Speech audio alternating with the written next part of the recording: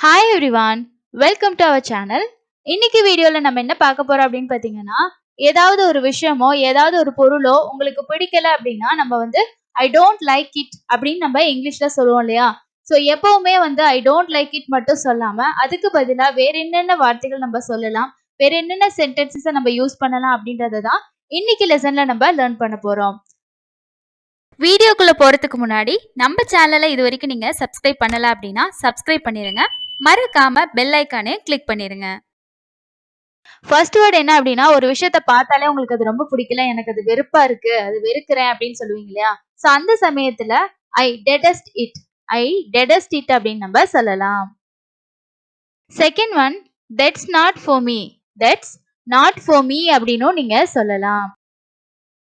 அடுத்தது I loathe it, I loathe it அப்படின்னு சொல்லலாம். இதுக்கு என்ன மீனிங் அப்படின்னு பாத்தீங்கன்னா, வெறுக்கிறேன் அப்படிங்கிற அர்த்தம் தான் வரும். சோ உங்களுக்கு ஏதாவது ஒரு விஷயத்தை பார்த்து வெறுப்பா இருந்துச்சு அப்படின்னா நீங்க இந்த மாதிரி சொல்லலாம்.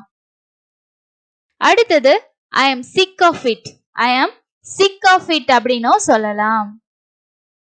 I don't appreciate it, I don't appreciate it அப்படின்னும் நீங்க சொல்லலாம். ஏதாவது ஒரு விஷயத்தை பத்தி உங்ககிட்ட கேட்கும்போது எனக்கு அதுல விருப்பம் இல்ல அப்படின்னு சொல்லுவீங்க இல்லையா? அந்த சமயங்கள்ல ஐ am not really fond of it, I am not really fond of it அப்படின்னு நீங்க சொல்லலாம். I am not passionate about it, I am not passionate about it அப்படின்னும் நீங்க சொல்லலாம். I am not keen on it, I am not keen on it அப்படின்னும் நீங்க சொல்லலாம். That's not for me, that's not for me அப்படின்னும் நம்ம சொல்லலாம். I am not mad about it, I am not mad about it அப்படின்னும் நீங்க சொல்லலாம்.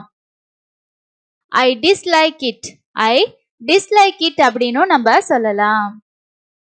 அடுத்தது I hate it, I hate it அப்படின்னும் நீங்க சொல்லலாம். I am not a big fan of it, I am not a big fan of it அப்படின்னும் நீங்க சொல்லலாம்.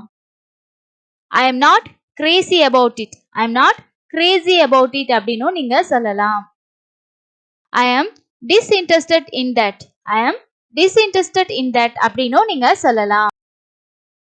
இனிமே உங்களுக்கு பிடிக்கல அப்படின்னா ஐ டோன்ட் லைக் இட் அப்படின்னு சொல்லாம இந்த மாதிரியான வேஸை நீங்க யூஸ் பண்ணலாம். இந்த வீடியோ உங்களுக்கு யூஸ்ஃபுல்லா இருந்திருக்கும்னு நினைக்கிறேன். இருந்துச்சுன்னா உங்க ஃப்ரெண்ட்ஸ் அண்ட் ரிலேட்டிவ்க்கு ஷேர் பண்ணுங்க.